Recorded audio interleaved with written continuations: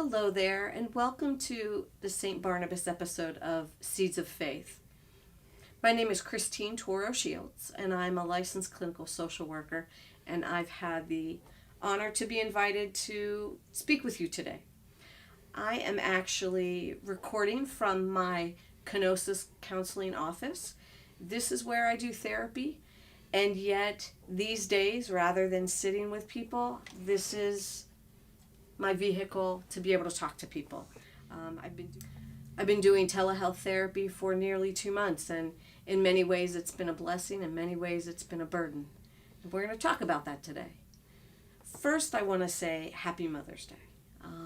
To those of you who get to be with your mothers and your children, may you just celebrate this opportunity. I know our state is beginning to reopen, and so having that connection, may that be just incredibly fulfilling for you. And for those of us who are not able to be with our moms or our children, whether separated by distance or even death, may you still feel the imprint and the love and the connection with your loved ones. I'm reminded, my mother's no longer with us, and yet I feel her imprint profoundly. May is Mental Health Month, and this has been an opportunity during these pandemic times. It has been an opportunity to talk about mental health issues, because we know that so many people are struggling with anxiety and depression and other mental health conditions. And my mom is close on my heart because she struggled throughout her entire life with anxiety, and in so many ways imprinted me.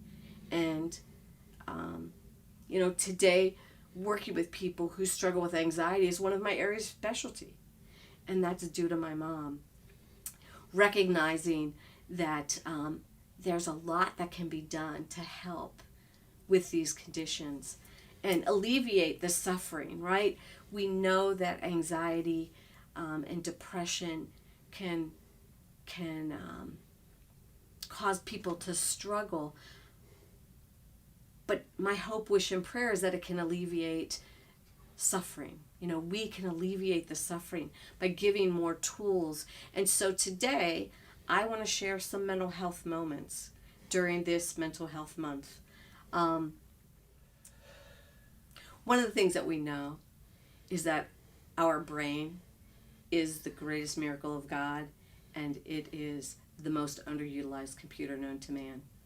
When we're dealing with mental health issues, it's really important to understand that mental health issues are just health issues. And again, with mental health coming to the forefront of our national awareness during these pandemic times, hopefully we can really break down the stigma so that people can move beyond the suffering and just recognize that these mental health struggles are just symptoms of the condition that they have. I work so much with people who struggle with anxiety. Again, due in large part to my mom's struggles her entire life.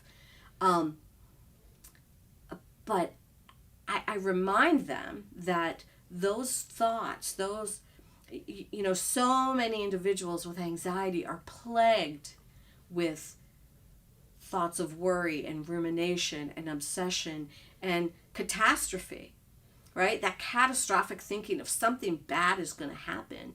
And certainly that has been so much a part of my conversation with folks.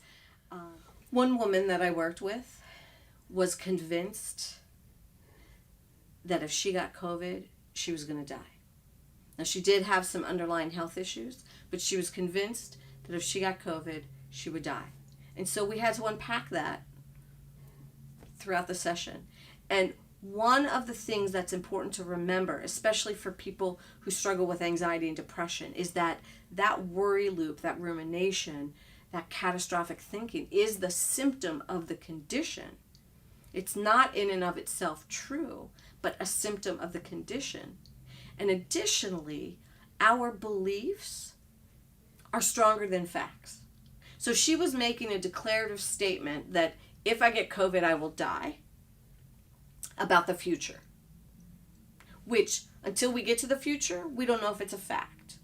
So usually when somebody makes a declarative statement about the future, I go, I say to them, do you have ESP or do you have a crystal ball? Because there's really no, no truth in that. It's a belief that you hold. And so one of the tools that becomes really important when you're dealing with catastrophic thinking is to bring yourself back and acknowledge what is a belief, right? Because beliefs we can change. So that becomes critical. And I encourage people to use fair and accurate language, taking away some of the, if you will, absolutist statements like never, always, have to. Recognizing that the language that we use shapes our attitude. And so while individuals still struggle with anxiety and depression and may wrestle with the pain and the loss and the feeling plagued by it, the thoughts that we hold on to also at some level become a choice. Now, it's said, research shows that about, in an average day, we have 60 to 70,000 thoughts. So we can't control what thoughts come into our mind, but we can control if we're going to hold on to it, right? Imagine if you have 60 or 70,000 leaves swirling around you and you reach out and you grab one. You get to decide if you're going to hold on to it or if you're going to let it go. And so what I'm going to share now is just some ways to shift your thinking, to change the channel of your mind, to do some cognitive restructuring. And the first is evaluate a situation as to whether or not it's an inconvenience or a tragedy. So, in these pandemic times, we have had much inconvenience. As a consummate extrovert, having to do therapy via telehealth is an inconvenience to me. I crave connection. I enjoy sitting down with people and being in their presence. And so this has been a huge inconvenience. The inconvenience of not going to the grocery store, not seeing family, or, 3 of the 4 members of my family all got tested for COVID because we thought we were positive, or that we thought we could have been positive, but we weren't. And so recognizing what those inconveniences are,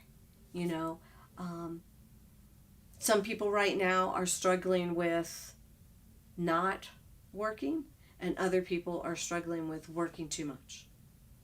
Some people are struggling with being around family too much, and then there are those of us that don't have access to some of our family, right? So the inconveniences versus the tragedy. Now, there are some tragic things that have happened during this time. I have known clients and friends who have lost loved ones to COVID. I have known individuals who have experienced death during this time. Tragedies do happen still, and no time is a good time, and sometimes are worse. But what happens in difficult times is that many people begin to associate an inconvenience with a tragedy.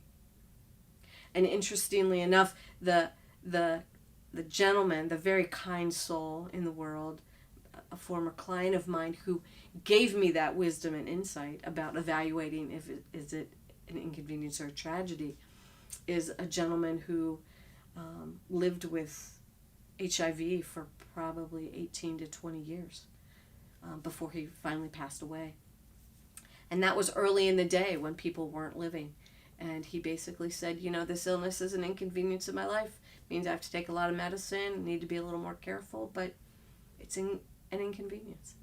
So I encourage you to step back from all of those things that are uncomfortable for us and begin to recognize, how much of that is just inconvenience. Especially in our St. Barnabas community. We have a lot of what I call first world problems. Now that doesn't mean that doesn't come without loss. It doesn't mean we have to negate that. There's such a duality that goes on, a duality of recognizing that we may be blessed, but there's also burdens. And we may have sorrow, but there's also joy.